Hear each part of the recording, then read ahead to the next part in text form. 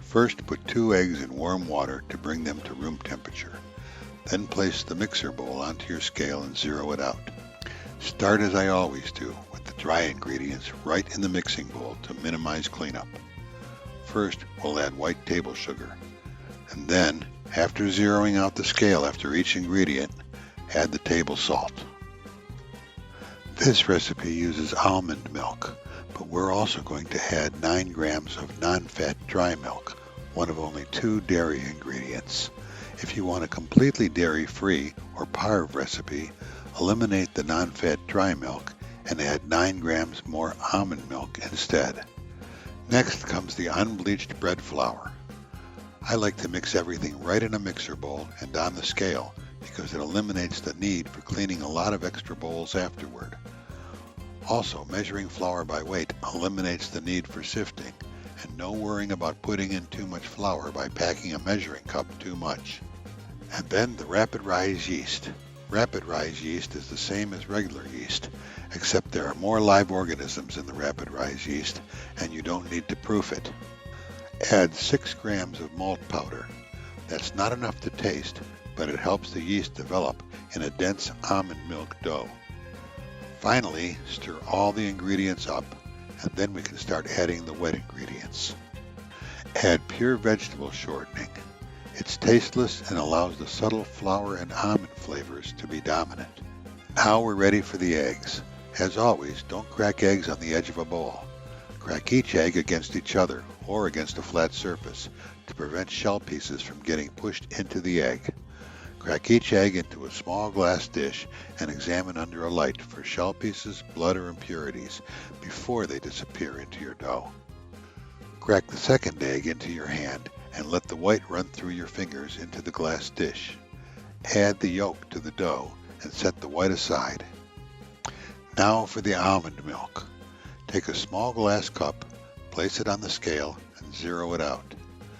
Add the amount of almond milk called for in the recipe, plus extra almond milk if you're keeping the recipe non-dairy by not using non-fat dry milk powder. Cold ingredients shouldn't be added to the dough or the yeast won't activate. So microwave the cup of almond milk for about 20 seconds until it's a warm room temperature, and then add it to the dough. Stir everything up from the bottom until you can no longer see dry ingredients at the bottom of the bowl. You're not trying to knead the dough, just trying to make sure there'll be no dry ingredients that will be stuck at the bottom when you put the bowl on the mixer. Mount the bowl on the mixer and knead for only about 2 minutes at a medium speed, just until no flour or shortening can be seen and everything looks blended together. Then turn the mixer off for 10 minutes. While the mixer is off, spray or oil a bowl for the dough to rise in.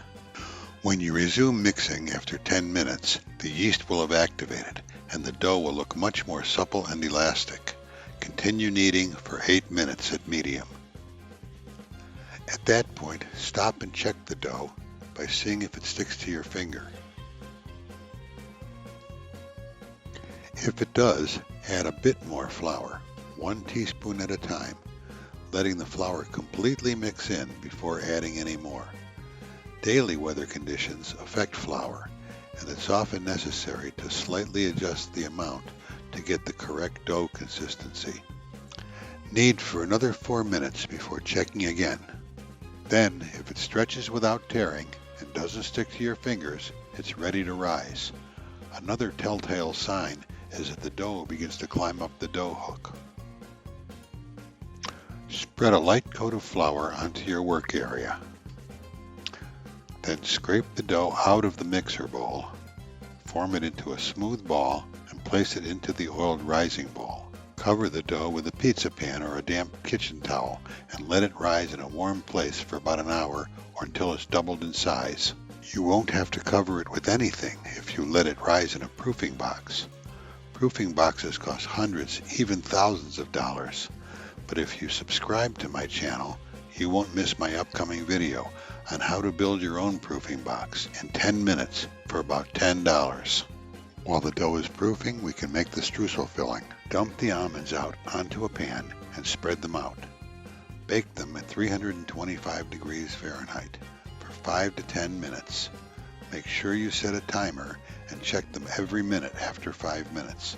They burn quickly, and once burnt, the flavor changes completely and they're unusable. To make cinnamon sugar, the ratio is 10 to 1. To 2 grams of cinnamon, add 20 grams of white sugar. Make some extra cinnamon sugar and dump it into a shaker. It's very convenient to keep cinnamon sugar ready in the kitchen, since it's a great topping and used to make all kinds of things. To make the streusel filling for this almond coffee cake, weigh the cinnamon sugar and the chopped toasted almonds and mix them together. Once the dough is proofed, meaning you can poke your finger in and it slowly returns to its shape, it doesn't spring right back, you can dump the dough out and spread it to as rectangular a shape as possible. Dust a little flour on top of the dough and on a rolling pin. Roll the dough out as square as possible and about 1/8 inch thick. That's a pretty large, thin sheet. Right at the end of this video, there's a link to the almond streusel recipe that's used in this braided almond streusel coffee cake. It's a separate 2-minute short video because that almond streusel was used in a lot of pastries in the bakery. Once the dough is rolled out, use a brush to lightly paint it with butter or with coconut oil if keeping it non-dairy. Paint the sides right up to the edge, but leave about a 1/2 inch at the top and the bottom unpainted. Sprinkle the almond streusel around as evenly as possible in the same manner, sprinkling right up to the edges on the sides, but leaving about a 1/2 inch at the top and bottom with no streusel. Lightly roll the streusel to press it into the dough a little bit. Don't press too hard or you'll push the almonds all the way through.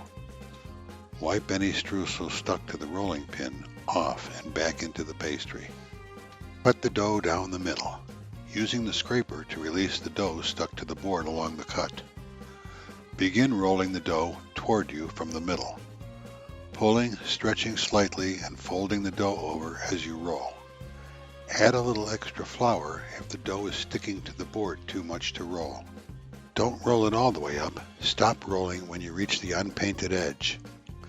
Then use the scraper to loosen the dough up from the board under the unpainted edge. Grab the edge and stretch it, pulling it up over the roll and pressing it in to seal the roll.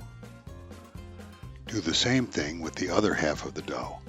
It's easier to turn the whole cutting board around and roll it toward yourself. Cross the 2 rolls over in the center and twist them together from the center out.